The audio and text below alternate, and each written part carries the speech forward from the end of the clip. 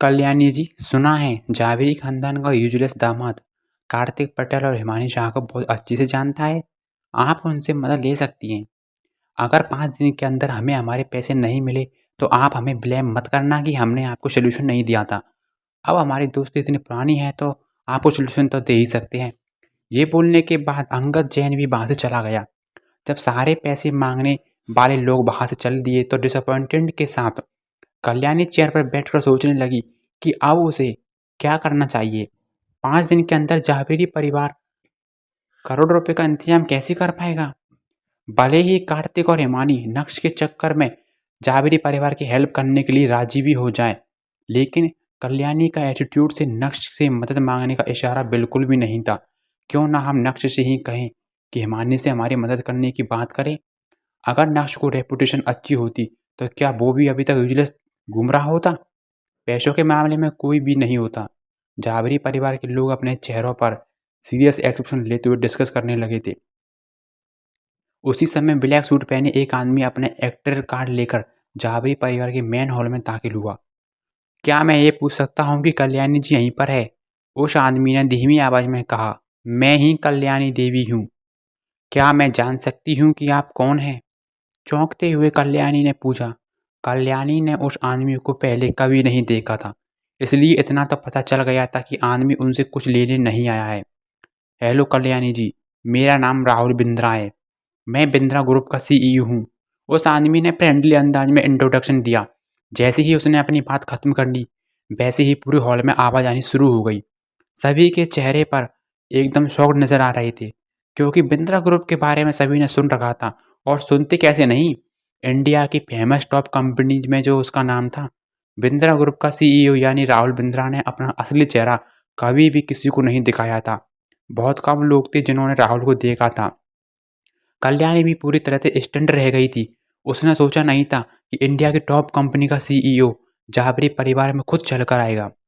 जब राहुल ने जाबरी परिवार का रिएक्शन देखा तो वो भी मन ही मन हंसने लगा। अपने ऊपर उसे बहुत प्राउड फील हो रहा था। सही मायनों में देखा जाए तो सूरत शहर में जावेरी परिवार का नाम जरूर था, लेकिन उससे आगे और कुछ कई सारे परिवार थे जो पैसों के मामले उनसे 10 गुना आगे थे। अगर राहुल को नक्श का कॉल नहीं आया होता तो राहुल खुद चलकर कभी जावेरी परिवार के पास भी नहीं आया था। मिस्टर बिंद्रा, अचानक से आपका परिवार में आना कुछ समझ नहीं आया। कल्याणी ने नर्वस होते हुए पूछा। अपने सामने इतने बड़े आदमी को देखने के बाद कल्याणी के पास भी उससे बात करने का कॉन्फिडेंस नजर नहीं आ रहा था। उसी समय काले कपड़ों में कुछ आदमी जावेरी परिवार के मेन हॉल में दाखिल हुए और उनमें से एक ने राहुल के लिए कुर्सी लगाई। क्या बात है, राहुल अपना सिंहासन साथ लेकर चलता था। कल्याणी जी, नर्वस होने की जरूरत बिल्कुल भी नहीं है। मैं जावेरी परिवार के साथ एक प्रोजेक्ट के डिस्कशन के सिलसिले में आया हूँ, कौशल अंदाज में राहुल ने कहा। ये सुनकर वहां पर मौजूद सभी लोग कुछ न कुछ ज्यादा ही एक्साइटेड हो गए थे। मिस्टर बिंद्रा, आप जावेरी परिवार के साथ किस तरह का कोऑपरेशन करना चाहते हैं? ये बोलते हुए कल्याणी को ऐसा लग रहा था जैसे उसकी सांसें उखड़ रही हो। कल्याणी बहुत अच्छे से जानती थी कि अगर जावेरी परिवार और बिंद्रा ग्रुप के बीच में कोई समझौता हो गया तो जावेरी परिवार आसानी से उस क्राइसिस से बाहर आ सकता है। बहुत ही सिंपल है।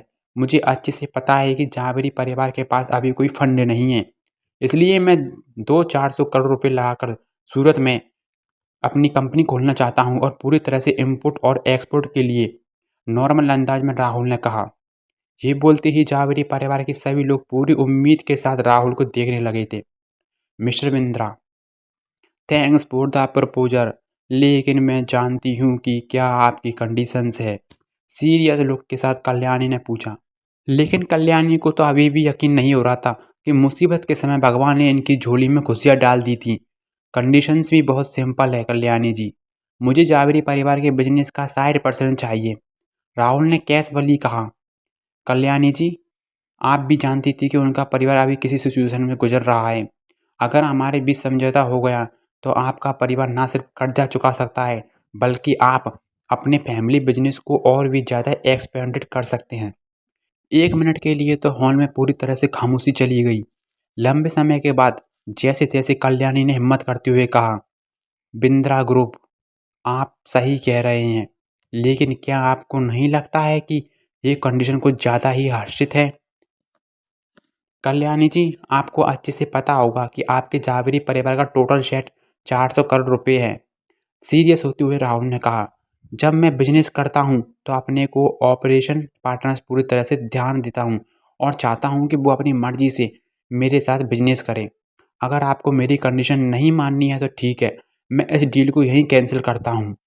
मुझे पूरी उम्मीद है कि सूरत शहर में ऐसे कई परिवार हैं जो बिंद्रा ग्रुप के साथ अच्छे से काम करना चाहेंगे।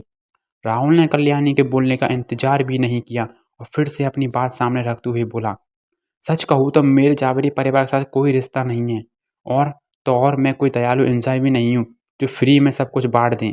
इसके लिए मेरी कंडीशन फाइनल है। मैं आपको 3 मिनट का समय देता हूँ सोचने के लिए। सोचिए और मुझे बताइए कि आपका क्या विचार है। अब जावेरी परिवार के सभी लोगों का ध्यान सिर्फ और सिर्फ कल्याणी पर टिका हुआ था।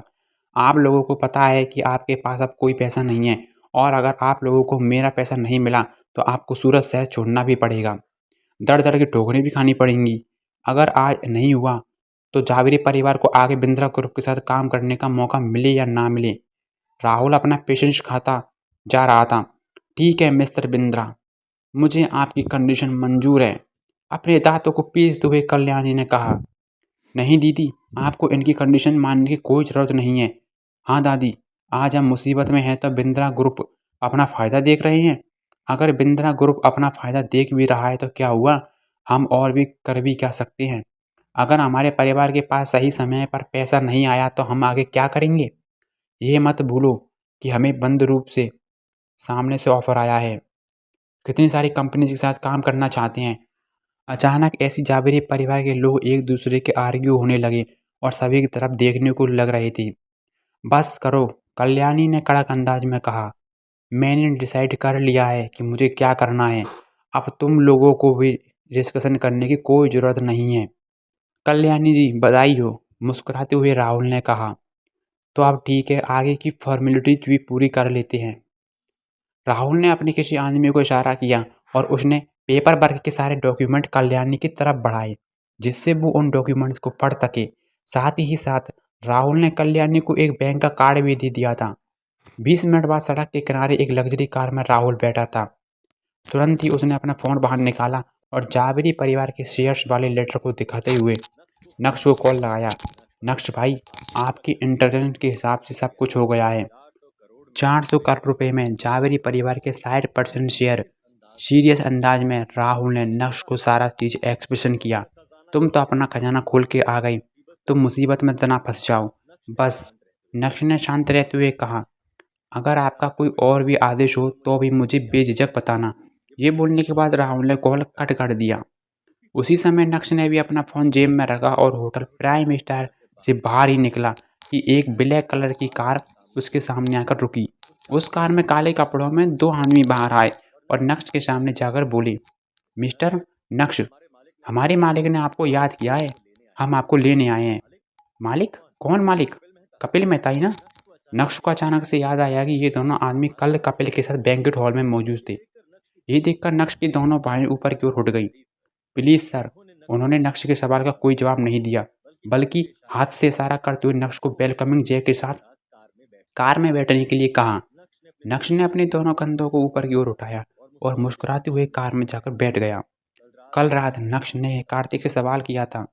वह जानना चाहता था कि कपिल मेहता और इरफान भाई के बीच का आखिर क्या संबंध है। कल जिस तरह से इरफान भाई कपिल के सामने पेश आ रहे थे, उसे देखकर नक्श को एहसास हुआ था कि वो दोनों एक दूसरे को अच्छे से जानते हैं। लेकिन कैसे? एक बड़ा पॉलिटिशियन और एक लोकल गुंडा? कार्तिक ने के एक्सप्रेशन के बाद नक्श को उसका जवाब मिला। जब इरफान भाई सूरत आए थे तब कपिल मेहता का जलवा पूरे सूरत में था।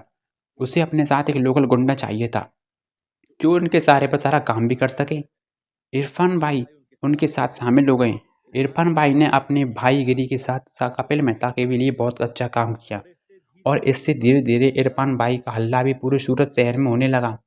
ये सब इसलिए क्योंकि उनके पीछे कपिल का हाथ था। लेकिन जैसे जैसे इरफान भाई आगे बढ़े वैसे वैसे उन्होंने कपिल का साथ भी छोड़ दिया था और दूसरे पॉलिटिशियन के साथ हाथ मिलाया। और अंत में जब कपिल को ये सब पता चला तो उनकी दुश्मनी इरफान भाई के बीच हो गई थी। हालांकि अब इरफान भाई उस लेवल पर पहुंच गए थे कि कपिल भी उनका कुछ नहीं बिगाड़ सकता था। यही वजह है कि इतनी दुश्मनी होने के बावजूद भी कभी उन दोनों का आमना-सामना नहीं हुआ था। हम कहाँ जा रहे हैं? वैसे तो नक्श को अच्छे से पता था कि उसे कहाँ लेकर जाया जा रहा है, लेकिन उसके बाद भी नक्श ने अपना सवाल कंटिन्यू किया। हालाँकि नक्श को इसका कोई जवाब तो नहीं मिला, लेकिन तभी नक्श का फ़ोन अचानक से बजा। जब नक्श ने देखा कि फ़ोन अनिका का है, तो उसने तुरंत ही कॉल उठाया। हाँ बीवी, क्या चल रहा है? सब ठीक है ना? नक्श को अच्छे से पता था कि अब माहौल सेट हो गया है, लेकिन उसके बाद भी नक्श ने ऐसा दिखावा किया जैसे कि मानो उसे कुछ भी नहीं पता हो। नक्श, तुम्हें पता भी है आज क्या हुआ? शॉक्ड होते हुए अनिका ने कहा, बिंद्रा ग्रुप का सीईओ राहुल बिंद्रा यहाँ आया था। वो जावेरी परिवार के साथ डील फाइनल करके गया। 400 करोड़ रुपए की मदद की थी। इस बिलीव क्या? ये तो बहुत अच्छी बात है। नक्श ने मुस्कुराते हुए कहा, हम सब कुछ इतना अचानक से हो गया कि पता ही नहीं चला। रियली। गहरी सांस लेते हुए अनिका ने सब कुछ एक्सप्लेनेशन किया। ठीक है, सब ठीक हो जाएगा। जब नक्श ने ये कहा तो उसे खुद को भी एहसास हुआ कि वो इस सिचुएशन को कुछ ज़्यादा ही लाइटली ले रहा था। तुरंत ही उसने बात को पलटते हुए कहा, भगवान देख रहे हैं अनिका, मामा जी का इंटेंशन खराब नहीं थे। अब जो होना था वो तो हो गया, लेकिन भगवान ने मदद भी तो भेजी है। तुम कहाँ हो अभी? घर कब आ रही हो? नक्श की बात सुनकर भी अनिका को कुछ भी डाउट नहीं हुआ था। मैं बस थोड़ा सा काम बाकी रह गया है, उसे निपटाकर घर पहुंचता हूँ। नक्श ने जवाब दिया, ठीक है, मैं भी अपने ऑफिस जा रही हूँ, मिलते हैं। ये बोलने के बाद अनिका ने कॉल कट कर दिया था। आधे घंटे बाद नक्श एक लग्जूरियस विला पहुंच गया। जैसे ही नक्श लिविंग रूम में पहुंचा, उसने देखा कि कपिल सोफे पर किसी आलसी घोड़े की तरह पड़ा था। अरे तुम आ गए? अपनी एक नज़र डालते हुए कपिल ने कहा, कपिल सर, मुझे नहीं पता कि आपने इतनी सुबह मुझे अचानक से यहाँ क्यों बुलाया है। नक्श ने स्ट्रेट फॉरवर्ड होते हुए अपनी बात सामने रखी। आखिर कपिल ने नक्श को अपना बिला क्यों बुलाया था? इसके पीछे का क्या मकसद हो सकता है? क्या कपिल नक्श को थैंक्स कहना चाहता था, या फिर माजरा कुछ और ही है? अब जब जावेरी परिवार ने बिंद्रा ग्रुप के साथ डील कर ही ली है, तो अब क्या उनकी सिचुएशन इम्प्रूव होगी, या फिर मुश्किल का दौर ऐसे ही जारी रहेगा? क्या अनिका को नक्श पर शक तो नहीं हो गया है? अगर हाँ, तो क्या अनिका नक्श पर स्पाई करने वाली है? आगे की पूरी कहानी जानने के लिए सुनते रहिए पीके एडिट की इंस्टा एम्पायर।